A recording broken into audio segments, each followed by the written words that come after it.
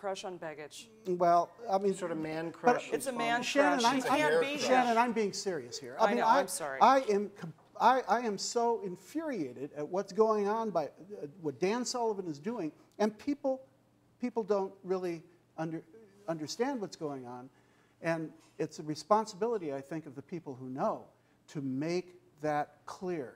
And I think once the people find out how they're getting screwed by Dan Sullivan, they're going to be angry at this guy, and I would be surprised to see if he lasts his first term. You know, when Mark Begich was first in, he inherited a deficit as well, about the same size, about 30 million. And one of the beautiful things about the way he started was he really didn't play that political game at all. He didn't blame it on Lurch. Right. It was just how we're going to fix it. That's right. And I had high hopes for him anyway, but it's when I started to think they were going to come true, when he just went about the business of fixing it and doing, finding those solutions that you were talking about in the middle ground. And this current crew just can't seem to do anything but talk about who's to blame for it. And that one, 6 years ago, didn't have a nationwide, worldwide fiscal crisis that you could legitimately share the blame with. Right, and you know what makes me crazy? It's like this. It's like if you ever go on a date with someone, and you're sitting there. We're so old.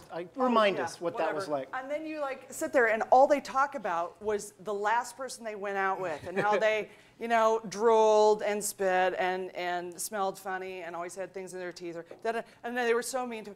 Have you ever been in a relationship with someone where all they talked about was the last person? You're like, hello, I'm fresh and shiny. Don't screw this up, bucko. That's what he's like. He's like the guy sitting there on the date talking about the last one over and over, and you're like, giddy up, or nobody's getting lucky. Can I give you one little... Does it always come back to sex? Can I give you one little piece of irony, Shannon, in all of this? One of the areas of deficit was a $5 million deficit in the investment fund that they had. And 6 weeks ago, Dan Sullivan or his representative mentioned to the budget working group that that gap has been closed, and but it's still being used in his calculation. Right? And why was the gap closed? Because the stock market has gone up 3,500 points since the stimulus bill was passed. Right. Thank you, Barack Obama and the Democrats. Yeah, but he's not going to say that. Of course he's not going to say it. His teeth would fall out. I mean, it's true. Okay. Moving on. This is for you, Bob Shavelson. I'm going to use my lifeline. If the Belugas win and Anchorage has to provide secondary or tertiary sewage treatment, how are we going to be able to pay for it? Okay, this is not, I mean, this just creeps me out. 300,000 people, that's a lot of you-know-what. Yeah. I grew up with an outhouse. I know about accumulation, okay? This creeps me out, and right now it's just going into the inlet. What are we going? How are we going to afford it? Well, I don't think most people in Anchorage, most Alaskans recognize Anchorage has one of the few exemptions in the United States that allows them to have a lower level of treatment than most other places in Bush, Alaska, or throughout the rest of the country. So you only have to treat the sewage to a primary level rather than a secondary or tertiary level. And it's not just sewage that we're concerned about, but things that we're calling emerging pollutants of concern. Viagra. And birth control pills and things like that. I mean, you're looking at mammals, and you recognize that very small levels of hormones. We're going to have belugas swimming around looking like their fins out the other side. Or they might go bald. Or they might go bald. My God. They're going to get fur on their fins.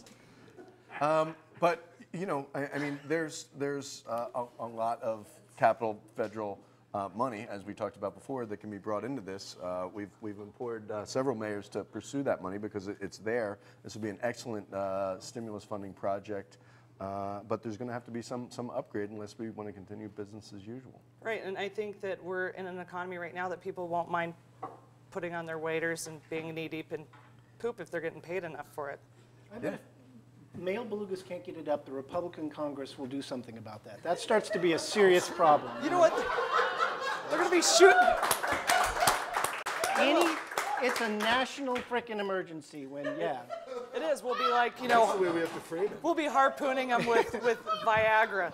All right, one last question really quick. This one's for me. Princess Shannyn of the most wonderful in the universe. I think it is to her. Mom, it wouldn't be my mother. Are the rumors of more up north going to Bristol Bay for an episode. True. Why Bristol Bay? That's easy to answer for me because Pebble Mine is one of my absolute priorities to stop in the state. I think it's horrible to trade good paying jobs and a culture of life for something to come out of the ground for 50 years. So yes, next spring I do hope to take the show on the road and go fly fishing and you know, look at the area out there and sort of educate Alaskans that haven't been out there about why this is important. So I want to thank my panel.